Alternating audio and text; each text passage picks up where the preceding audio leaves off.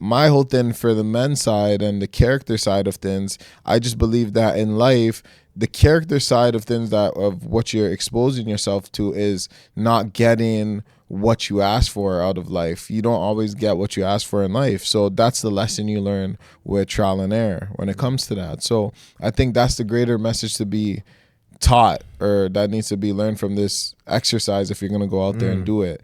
It's that just because you want something out of life doesn't mean it's going to be given to you. You have to go get it, and you have to work hard for it. And you're going to have to, like I said, go through ups and downs, have the trial and error before you become successful at it. And that's why it builds character, because at the end of the day, whether you're ultra successful or you're not successful at it, one thing you do know is that you're resilient. And one thing that you do know is that you're trying to either work on your game or improve it slowly but surely. So obviously, if you're not doing anything that maybe would help you get better, whether that's how you dress, how you smell, how you talk, what makes you interesting, changing lifestyle choices. So if you don't work on those things, then obviously your character is not going to build to become anything. But I do believe with anything in life, just like if you fail a lot, you start to make adjustments. So people that make adjustments, that's how their character starts to build. You make certain adjustments and you start to realize that with these adjustments, I'm getting different results. With the different results is making me a different person. And knowing that fact, why would I revert? And that's the same thing like we talk about physical fitness. If you know that you were going to the gym and you're struggling to like lift 10-pound dumbbells, struggling, but you keep going and the weights are getting heavier because you're switching it up, you're doing different things, you're plateauing, you're going heavier and heavier, and then you start to realize the strength is building.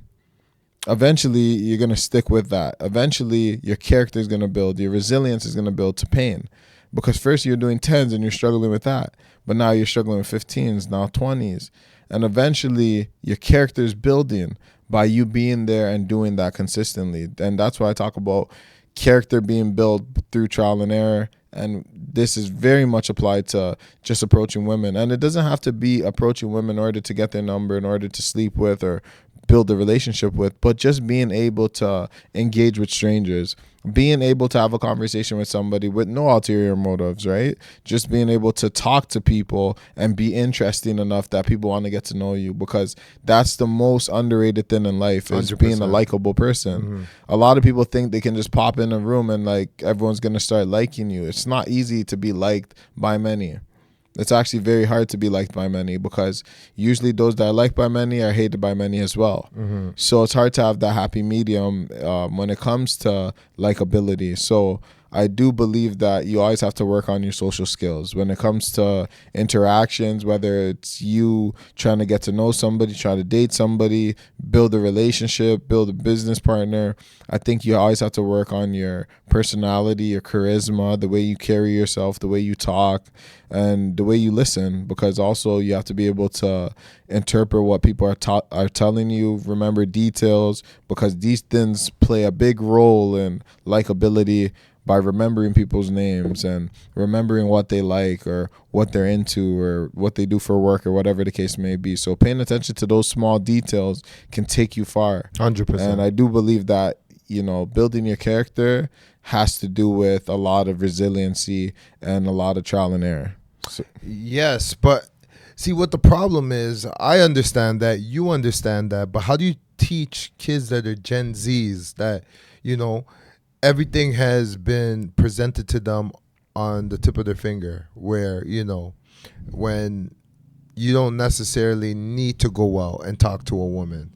You could just use a dating app, and even friends. You can make friends online on Xbox or PS5. Exactly. So you have the online versions for game consoles. Remember, we used to have sleepovers, or even we'd go to a friend's house. Do that no more. Yeah, we go to a friend's house to play games and stuff of that nature. Now you don't even need to do all that. You have your headset, you have your gaming area. You don't even need to know who these guys are. No interaction, no real life interactions, no nothing like that.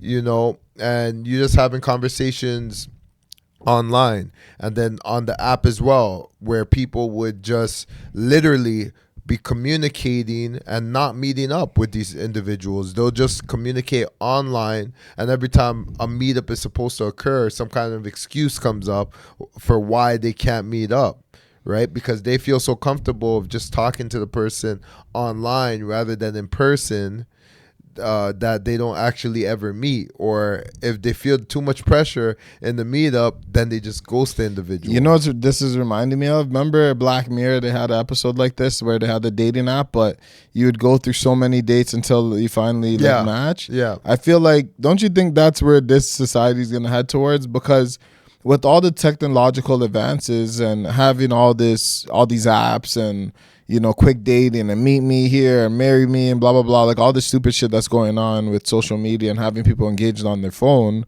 wouldn't you be kind of safe to assume or safe to say that in the future, everything's going to be digital, where it's like, yeah, dating's going to be like a real resume. Like, it's just going to get so advanced to the point where it's like, how much you making? Like, it's going to be very specific. They already do that in China, actually. Yeah, they do that, right? Yeah. So I'm imagining it's going to be very specific, and we're going to really lose that personal connection. I think so. I think the next generations coming up are going to have to deal with a lot of that. So what we're saying is going to be like dinosaur talk. Oh, no, 100%. No, the reason I'm saying China already does that is because they have institutions that basically orchestrate marriages. Yeah. But in order to orchestrate those marriages, you have to put what schooling you went to. Your job. So your job. Salary, I guess. So what did you graduate in? What university? What kind of job do you have? What assets do you have? How much debt do you have? You know, they go really deep in those situations. They check your health. They check your age, because all of those play a role in how they match you up with the individual that you want to be matched up with. So then, if that's the case, so they tell you who you are. They tell you who you are. But the point of what I'm trying to say is, because I know, obviously, like, especially in China, they have a high success rate for marriages. Yeah. There's not many divorces compared to like America. Yeah, not as high. They don't have as a high of a divorce rate. So Yeah. obviously something they're doing is right to a Yes. certain degree. Whether, people are staying in relationships like involuntarily and, or by their own whim, I don't know. But the point of the matter is It's the family dynamic that keeps them. They stick together. They stick together. Yeah. So something like that sounds like crazy in terms of West being from Western society. They wouldn't buy into it. People wouldn't buy into that because that sounds so superficial, of course. But we already live in a superficial world. Exactly. But what do you think they understand that we don't, or they're willing to accept that we don't? The pragmatism of it. The pragmatism of being married. They're very practical people. So they don't believe in the love aspect. No, They're they just don't believe in thinking the that love. Yes. you have to get together in order to create a family. Create a family, also sustain your way of living, and also to enhance your way of living.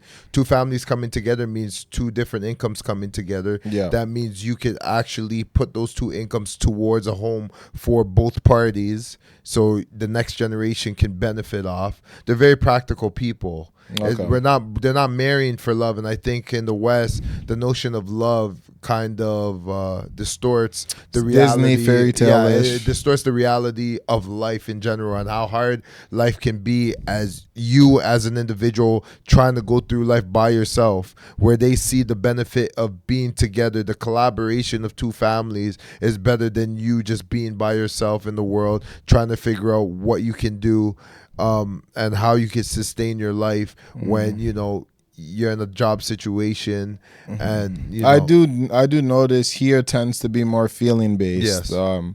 Getting married to somebody, being in a long-term relationship, level it's of usually happiness, because of the companionship that comes with that, the conveniency that comes with that, and being able to have a good time with somebody that you trust, right? But again, that doesn't incorporate other important factors that are going to play a role in your relationship. Like you said, the finances, potentially the school you went to, potentially, like all those things you mentioned that the Chinese were looking at.